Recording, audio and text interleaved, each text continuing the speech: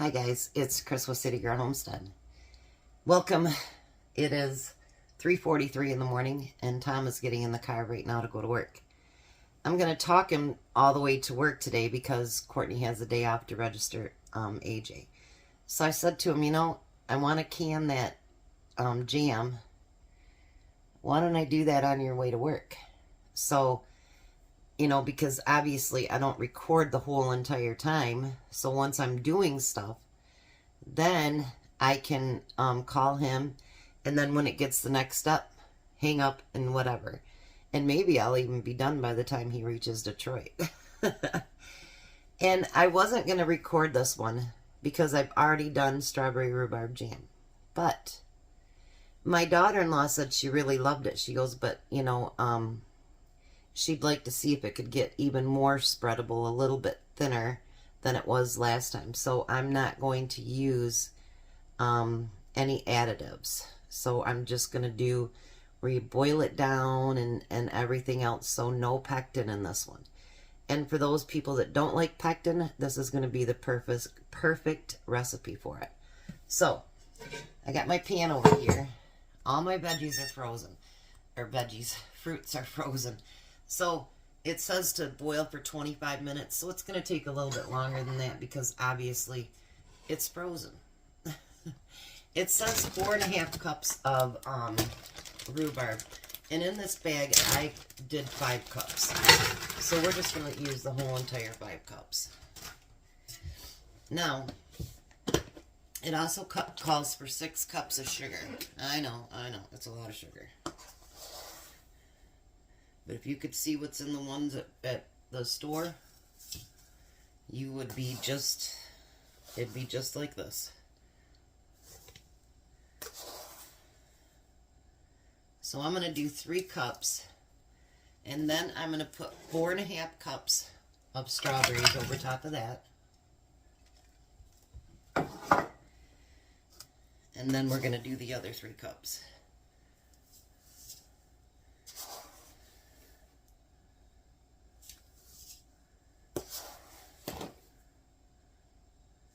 And then I'm going to put just a tad bit more because not all my cups were full. So there we go with that. So this way you'll have the recipe for the pectin and you'll have the recipe for no pectin.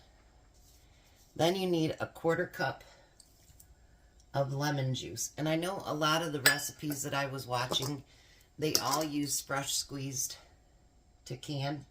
Please don't do that because you don't know if the acidity level is correct when you do your own fresh lemon juice. I mean, you can do it if you want, but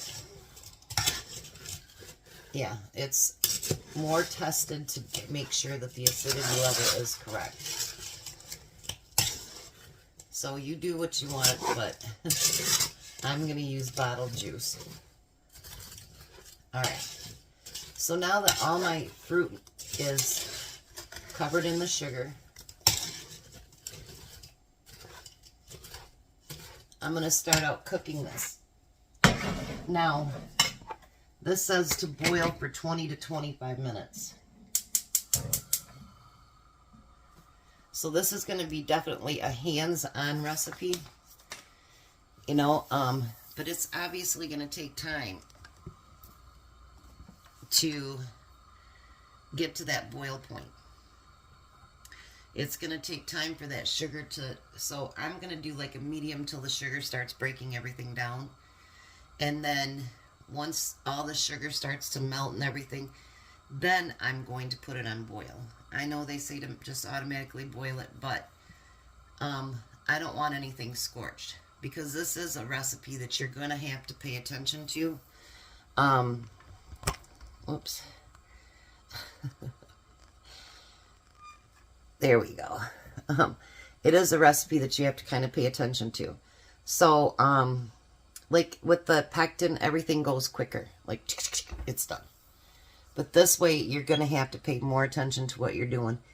And I do like it without pectin too. I've never tried this one without pectin, but I do like a lot of those that don't have the pectin in it. I just think it tastes more natural, and I don't know how to explain it. But anyways, so I'm going to get that starting to get that sugar broke down and everything, and then I'll come back and I'll show you what it's looking like.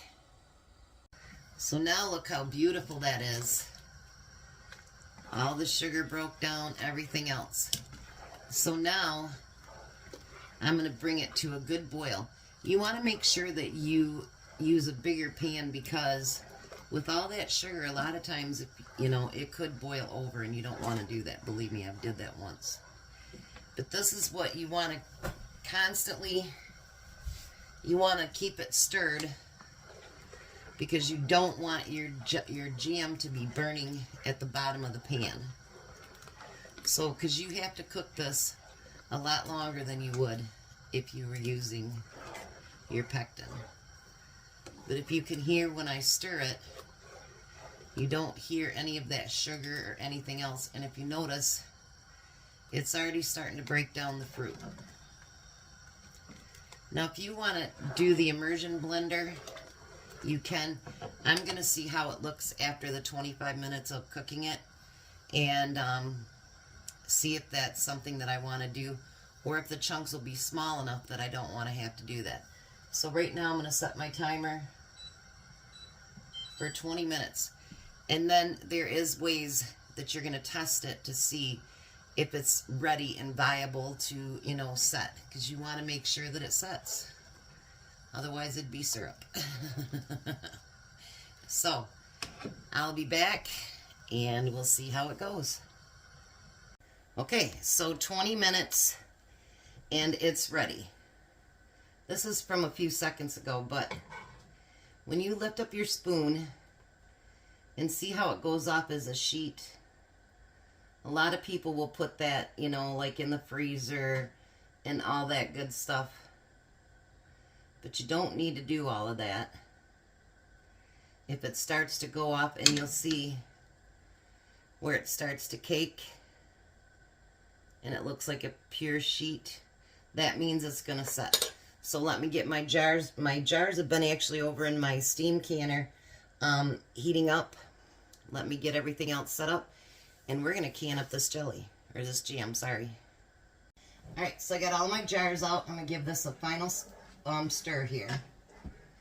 I did use my immersion blender to break it down. Tom and I don't mind the chunks, but we weren't sure how the grandkids would take it, so I use the immersion blender. So now this you can go up to 1/8 of an inch from the top.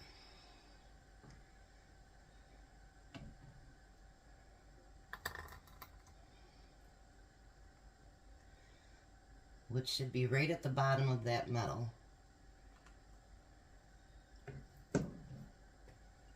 These jars are hot, and it's still heating up over there because it's hot, hot, hot.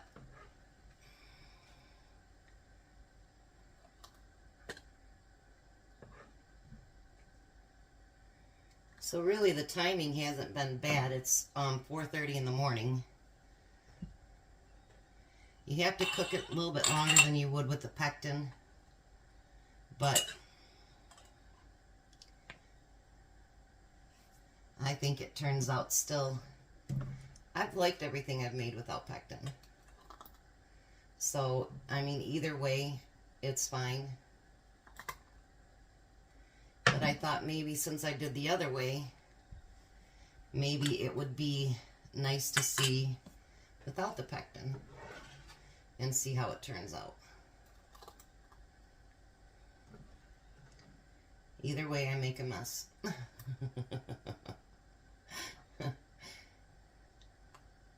Nothing unusual about that one. I got 8 jars all hot. I'm not sure how many that I'll need, but so then you're going to want to wash those rims really nice because there is a lot of sugar in there. And you don't want that to get on your lid.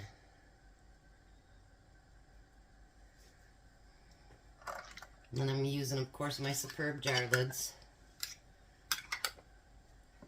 These are so much thicker, and they are just so nice, you guys. I love them.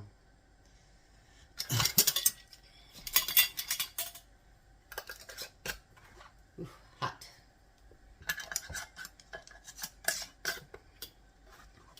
Hot. And just fingertip tight.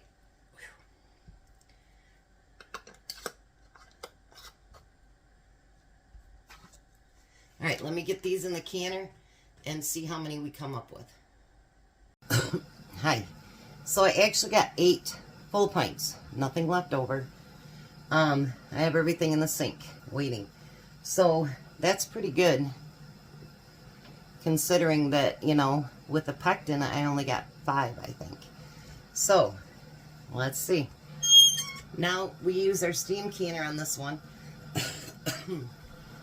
So I'm going to wait for that steady stream of steam to come out. Once that does that, then I will put the timer for 10 minutes. The jam only needs 10 minutes to can. So I will come back when it's done and show you on the other side. All right, Tom says he's on John R right now, so he's just a few minutes away from work. But look at that. Isn't that beautiful? I had 2 pop already on their way out. And I did taste that 1 spoon. And is it good, you guys? Oh, I still have a little bit of rhubarb left. So there might be another surprise. But look at that. So, so beautiful. And as usual, canning with my Superb lids. The link will be below. I got my broth from yesterday, then this, and then I think I got something else I might be doing tomorrow. Trying to make room in that freezer for Monday's surprise. So, there is a few little chunks if you see. And then it is setting, but it'll set more the longer it sets. Like once it cools down, it'll set more. I don't think it'll be as thick as the one with the PECTIN in it. But that will be fine. Look at that. So beautiful. I love when I can and things turn out so beautiful. I just wish there was a glass so you could look through and see what's going on. But you can't do it. But anyway. So, you guys have a blessed day. Be a blessing. And I'll see you tonight.